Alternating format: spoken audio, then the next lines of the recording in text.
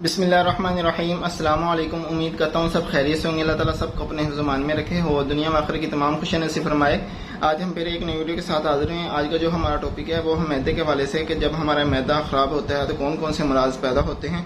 तो सबसे पहले तो जो अमराज पैदा होते हैं वो बताएंगे आप दोस्तों को, फिर उसके बाद मैदा ख़राब होने के जो असबाब हैं वो भी आप दोस्तों के सामने रखेंगे, और आखिर पे एक छोटा सा नुस्खा होगा कि आप अपने मैदे को ठीक कैसे कर सकते हैं। वीडियो को पूरा लाजमी देखिएगा, बहुत फ़ायदा होगा। तो सबसे पहले जो मैदा ख़राब होने की वजह से जो अमराज पैदा होते हैं, सबसे पहले है कि मुंह में पानी जमा होना शुरू हो जाता है, तुर्श डकार, बदहज़मी, सर में दर्द और पेट में दर्द शुरू हो जाता है, भूख का ना लगना, जिस्मानी कमज़ोरी, बदहज़मी सी, सीने में जलन शुरू हो जाती है। तो उसके साथ साथ जो है कि चेहरे पे सुर्ख निशान से बनना शुरू हो जाते हैं या ज़ुबान पे छाले से बन जाते हैं। तो ये सारे जो अमराज हैं ये मैदे के ख़राब होने की वजह से ही पैदा होते हैं। तो इसके जो असबाब हैं, मैदा ख़राब होने की जो असबाब हैं वो सबसे पहले ये कि बेवक़्त खाना खाना, कि एक खाने का टाइम ना हो, कभी किस टाइम खाना खा लिया कभी किस टाइम। ये मैं हर वीडियो में बोलता हूँ कि खाना खाने का एक टाइम होना चाहिए। तो मैदा बहुत ज़बरदस्त रहता है। क्यों मैदा ख़राब होगा तो सबसे पहले जो अमराज पैदा होती है वो है जिस्मानी कमज़ोरी ही शुरू हो जाती है, क्योंकि जो खुराक खाई जाती है वो भी लगना बंद हो जाती है। जो खुराक खाते हैं उसके जो फ़ायदे होने होते हैं वो फ़ायदे ही नहीं होते हैं, जो उसने ताकत देनी होती है वो भी बंद हो जाती है। सबसे पहले उससे जिस्मानी ही कमज़ोरी शुरू होती है। तो सबसे पहले के असबाब जो हैं कि बेवक़्त का खाना खाना, कि किसी टाइम भी खाना खा लिए, कभी किस टाइम खाना खा लिए। खाना खाने का एक टाइम होना चाहिए। जो खाना देर से हजम होता है तो उसके फौरी बाद ठंडा पानी पी लेना, तो ये भी मैदे को ख़राब करता है।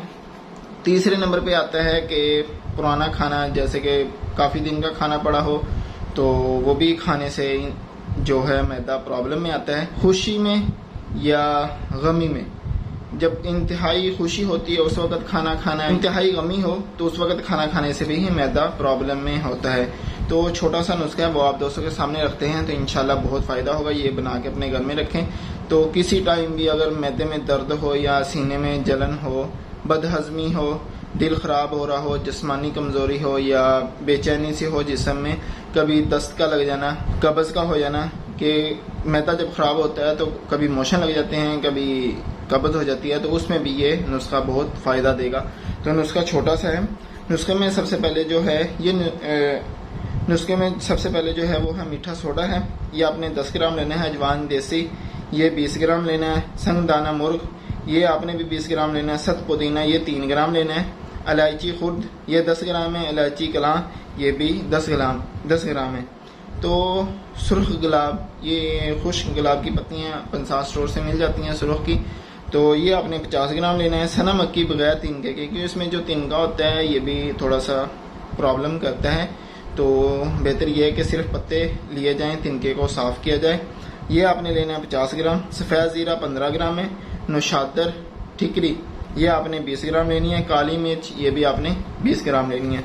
इन सब चीज़ों को अच्छे तरीके से साफ़ करके सफ़ू बना लें, और सफ़ू बनाने के बाद इसको किसी शीशी में या किसी जार में महफूज कर लें। इंशाल्लाह बहुत फ़ायदा होगा इसके इस्तेमाल से।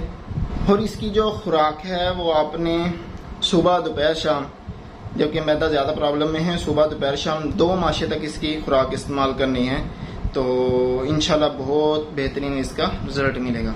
तो ये जो नुस्खा है ये आपको डिस्क्रिप्शन में भी मिल जाएगा, वहाँ से भी आप इसको नोट कर सकते हैं। तो ये थी हमारी आज की छोटी सी वीडियो। अच्छी लगी हो तो लाइक शेयर ज़रूर करिएगा और कमेंट करके बताइएगा कि आज की वीडियो हमारी कैसी लगी। और अपने भाई को अपनी खुसूसी दुआओं में याद रखिएगा और अपना बहुत सारा ख्याल रखिएगा। अगली वीडियो तक के लिए हमें इजाज़त दीजिएगा। अल्लाह हाफिज़।